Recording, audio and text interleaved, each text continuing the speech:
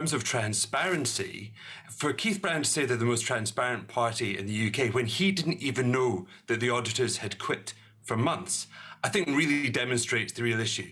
The reality is the Labour Party is not the one that is looking at being unable to file its accounts and therefore not complying with electoral law. So the key questions here are for the SNP, they're financial, they're regulatory, and ultimately they're criminal. Yeah, but I mean, there's all this talk of, I've seen comments from Jackie Baillie about a culture of secrecy in the SNP. The last Scottish Labour leadership result was literally, it was just percentages. You didn't even give the figures. For all there was this dispute over SNP membership, they at least did front up and give the numbers then. Should Labour not be practising what they preach here?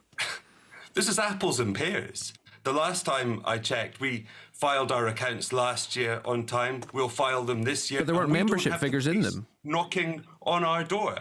And after all, the other thing is that we haven't been caught lying about these matters. The key issue and the controversy around the SNP membership was that they lied. That's why Murray Foot resigned. But the critical issues are not about how many members parties have. They're about whether or not the SNP is complying with the law. Now, that is a question that quite simply is not being put to Labour because we don't have those issues. The SNP do. But the thing is this question of members is not an abstract one because, Labour has been giving it big licks about wanting an election. Anna Sarwar's out touring target seats already, but campaigns are built from the grassroots. And from all of the figures we have available, it seems like the SNP still outnumbers you massively in terms of having folk out there who can actually chap on doors.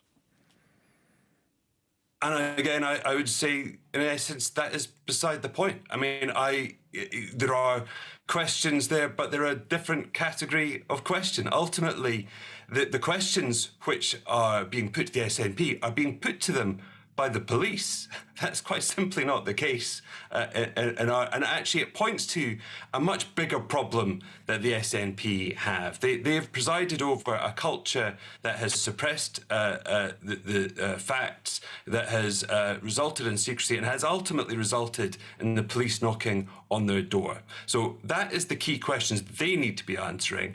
And I would say that I think it's a sort of a different order of magnitude to the ones that you're trying to mix into this issue. But I mean, it's just a very straightforward matter of clarity. I mean, does anyone know these membership figures? I mean, you talk about, again, it's this culture of secrecy issue. Like you say, it's a different question, but it's the question I'm asking you, and it's a fact which doesn't seem to be available.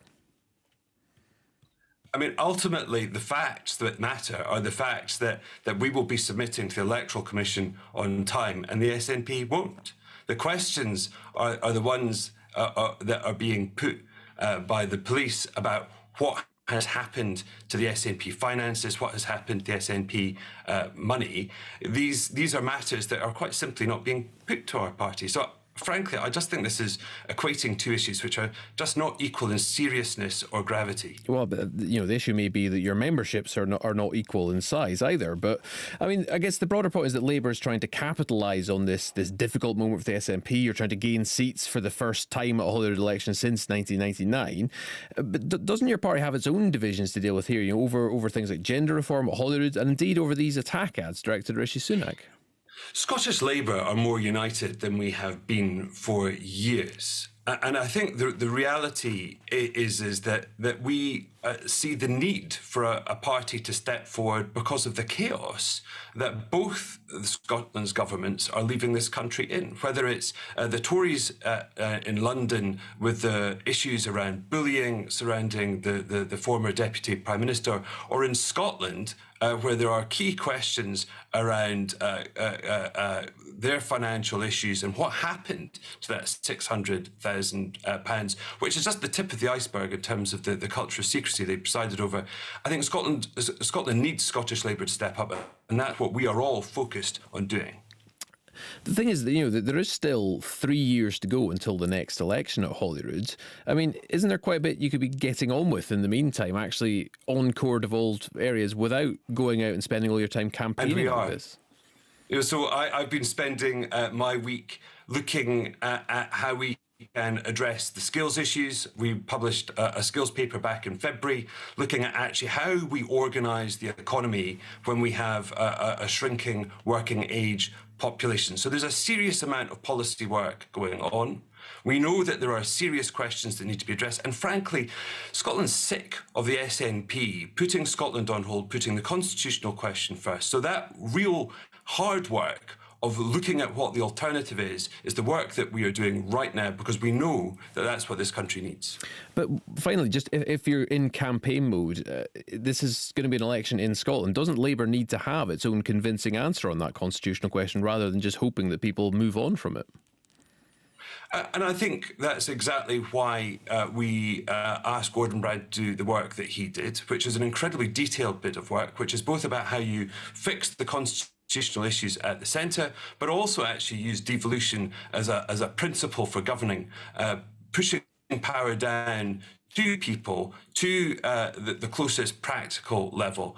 And so we will absolutely be engaging with the constitutional questions, but coming up with our own answers, and one which don't put the Constitution before getting on with the key issues that matter in terms of people's day-to-day lives, such as jobs, wages, and their children's education.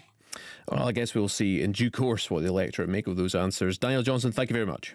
The time now is